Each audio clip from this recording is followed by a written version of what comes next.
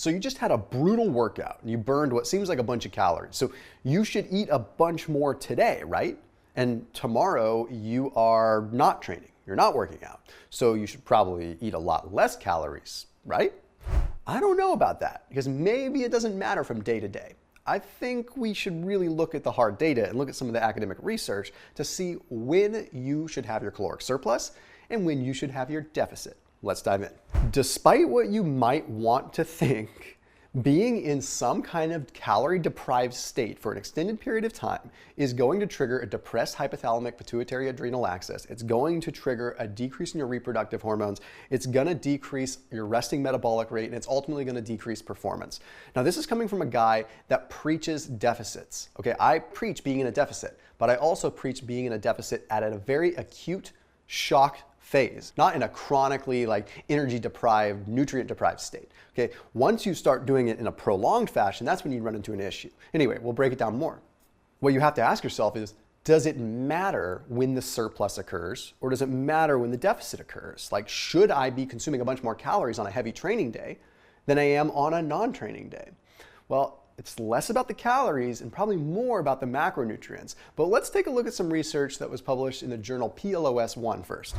Let's take a look at elite rowers, okay, and they had them increase their training intensity for about 4 weeks. So for 4 weeks, they bumped up their training load by 21%, but they didn't change their diets. Okay, so they increased their training, but no change in their calorie. Okay, well, what ended up happening? They had a 5% reduction in their resting metabolic rate. Their metabolism dropped by 5% just after 4 weeks. Okay, they also had a huge increase in their perceived fatigue. They felt more exhausted. And they had poor 5-kilometer times. So in every essence, they just got worse, okay? Now, this is because they had this prolonged energy deficit, but they weren't trying to restrict calories, they were just increasing their energy expenditure. And that's where things get kind of difficult. It's very difficult to tell how many calories you actually burn in a workout. It's really difficult to determine how many calories you need in a day because it's always kind of changing. So a lot of it is a little bit of a crapshoot and a little bit of guesswork. That's why I tend to lean a little bit more towards paying attention to the macronutrients and letting the calories be a little bit more of a wide angle perspective. Let me explain what I mean. So here's a hypothetical situation. If you are eating in a surplus on your training days because you had a big workout and you figure, I need to recover from this workout, well, okay, great. But then the next day that you're not training, are you in a severe deficit? So much of a severe deficit that on your non-training days, you continue to eat in that deficit, and by the end of the week, your actual net calories are low. You're in a deficit over the course of a week. Okay, so even though you're eating more on your heavy training days, you're eating so little on your non-training days, your net aggregate, you end up messing yourself up and putting yourself in that prolonged deficit, which is impairing your recovery, right? But the caveat to that is, if you did the opposite, where you were in a surplus at the end of the week, well, you'd be gaining fat, and we don't really want that either. So you can see how it gets really hard to figure out exactly where you should be. So let's look a little bit at some things that you can do to sort of fail-safe this, and then we'll break it down even more with some interesting stuff called the 5-2 diet, okay? So first off, protein first, because it's always hard to determine what amount of calories we should be taking in precisely. If you lean into protein first, you give yourself a little bit of amnesty, okay? Because let's say on a heavy training day, you have extra protein. Well, then if you go overboard on the calories with protein, you have a better chance of that extra calorie count going towards building muscle because it's coming from protein versus if you were to overdo it with carbs where it might go more towards fat. Then on a non-training day, if you're perhaps keeping your calories a little lower for whatever reason and you increase your protein, well, again, protein is going to be a little bit more, well, thermogenic. It takes calories to burn protein. So you have less risk of it also going to fat. So always leaning into protein first is usually a pretty safe bet, but it doesn't negate everything else. By the way, if you like steak, if you like burgers, if you like meat for your protein for what you're making throughout the course of the day when you're meal prepping or whatever, I put a link down below for ButcherBox. They are a continued sponsor in this channel, but they are an online meat delivery company. They are super epic, all grass-fed, grass-finished meat, so super high quality stuff. So if you're trying to increase your protein count a little bit and you don't want to just be slamming shakes, get some good quality grass-fed, grass-finished beef, or they've got chicken, they've got fish, they've got shrimp, they've got pork chops, they've got everything, you name it. So use that link down below and you can get special access over at ButcherBox after this video. Thank you, ButcherBox, for the support. The second piece that we also have to pay attention to is going to be insulin. Now, insulin gets a bad rap, but insulin is really going to be the big driver for us, really despite calories. Okay, because insulin is going to allow us to take that protein and do something with it. And insulin is also going to allow us to take the carbohydrates and put them into the right place, right? If you were to consume a bunch of carbohydrates and not have good insulin response, those carbohydrates are much more likely to go to fat. If you were to consume those carbohydrates and you had a good insulin response, say on a training day, they're much more likely to go into the muscle. Here, let me explain with a very clear-cut study. The Journal of Clinical Endocrinology and Metabolism took a look at obese subjects versus non-obese subjects. Okay, and they wanted to measure their glucose uptake. So in the non-obese subjects, they give them glucose, and they found that 41% of the carbohydrates that they consumed soaked into the muscle where we want it. 7% soaked into the fat. Okay, still enough to gain some fat if you were to go totally ham on it, right? But then the obese group, this was interesting. The obese group consumed the same amount of carbohydrates under the same circumstances, and only 19% went into the muscle and 17% went into the fat.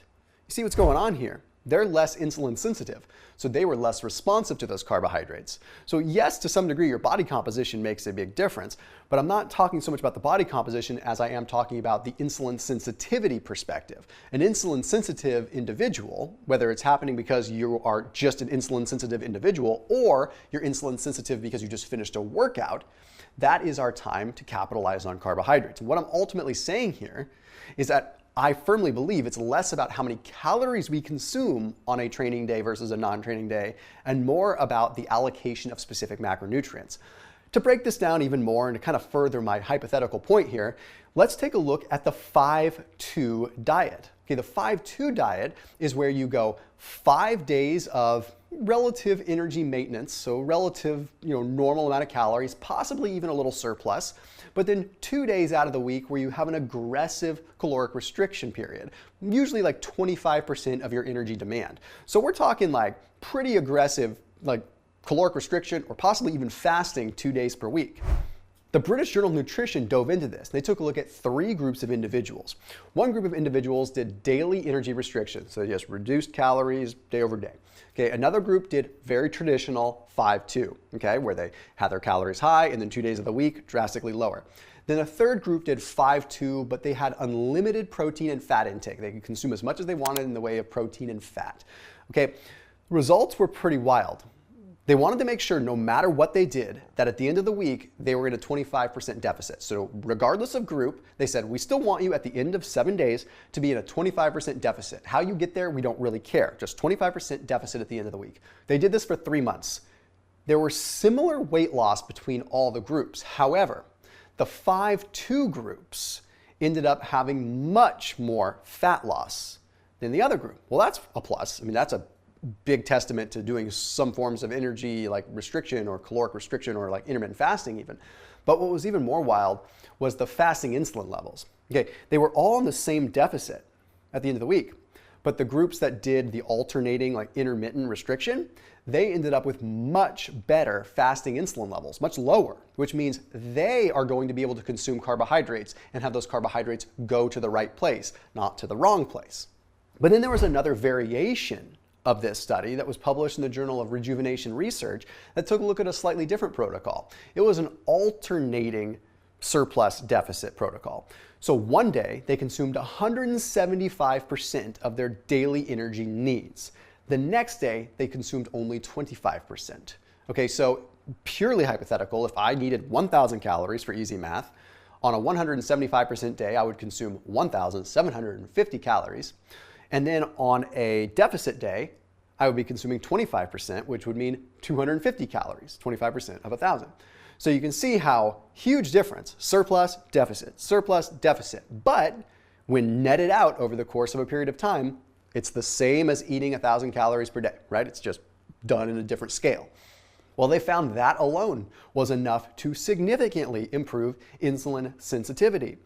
So my point in saying this is that yes, you should have some undulations, higher calorie days, lower calorie days, higher calorie days, lower calorie days. But does it matter where they are allocated along with your training? No, it doesn't. But your macronutrients do matter. So here's what I would recommend you do on training days. On training days, it's less about the calories and more about the manipulation of insulin. This is your one time to really be able to capitalize on carbohydrates. Okay, even if you are doing a low carb ketogenic protocol, this is your time to be able to get some of your calories from carbohydrates, because after a workout, you are so insulin sensitive, you want to be able to get those carbohydrates in, and now is your time to be able to soak them into the muscle with less risk, much less risk of it spilling over into fat. It's much more likely to go into the muscle. It's also your time to have a little bit more protein allocated towards that workout period. Yeah, why? Because you're spiking your insulin with carbohydrates. You might as well draw that protein in for the ride too and get more muscle protein synthesis and less muscle protein breakdown. But do remember that protein synthesis is going to stay elevated for 24 plus hours. So it's not like on a training day, you don't have to say, I worked out extra hard today, I trained my legs, my big muscles, so I need more protein. It doesn't work that fast. The body isn't that instantaneous with like your long tail needs. Okay, that's going to be much more drawn out. I would much rather see your like net protein intake high over the course of 7 days, your calories higher over the course of 7 days than just allocated towards that one workout day. As a matter of fact, one could argue that your inflammatory response and everything is so elevated on a training day that you might not be able to put those proteins to use. Your signaling might be impaired from inflammation. One could actually argue you may want to have your protein higher on your non-training days, which we'll talk about in a second. So carbohydrates, absolutely allocate them towards a training day. You just less risk of them going to fat. But on a non-training day, stimulus on a muscle, just simply contracting the muscle and having stimulus on the muscle is somewhat anti-catabolic. You don't lose muscle because you went to the gym and didn't consume enough protein. You lose muscle because you don't use the darn thing. Atrophy, sarcopenia, you don't use it, you lose it. So if anything, it makes more sense to stack more protein on a non-training day because it's going to buffer some of the potential breakdown that occurs from you not using that muscle. You're also going to have less of an inflammatory signal occurring that's probably going to allow proper signaling for muscle protein synthesis and mTOR signaling, allowing your body to be anabolic. That being said, if you're going to be in a deficit, it might make sense to be in a deficit on a non-training day. Why? Because, well, you just allow yourself that simple ease. But it really doesn't matter. You could be in a deficit on a training day too. But one thing that's important to know is if you do go into a deficit on a non-training day, unless you are specifically intermittent fasting, I would not recommend reducing your calories more than 25% of your daily energy needs. Like, don't reduce it more than 25%, because the studies have demonstrated that if you're concerned with building muscle, that 25% is like the cutoff where you start to break down a little bit of protein at that phase. 40% you start to have pretty aggressive protein breakdown. So what I would recommend is do not exceed 25% energy deficit on that non-training day. I think on a training day, you're a little bit more granted to have a little bit of a deficit because you have stimulus on the muscle, but that's just me.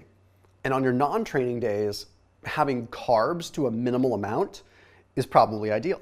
You don't have the stimulus. You don't have the stimulus to allow those carbohydrates to go into the right spot.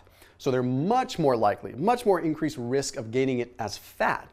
So that would mean on a non-training day, you're going to be a little bit lower carb and have your fat intake a little bit higher to make up those calories. It's pretty simple. So remember, calories, wide angle. We don't look at that on a daily basis. We look at that over the course of a week, maybe even a month. But on a daily, more macro level, then we look at macronutrients. That's kind of funny. Macro level, macronutrients, okay? So proteins, fats, carbs, look at that on a daily level. Calories, look at it more on a weekly level. If you try to jam enough calories into a given day, et cetera, you're gonna drive yourself nuts. As always, thanks for watching. I'll see you tomorrow.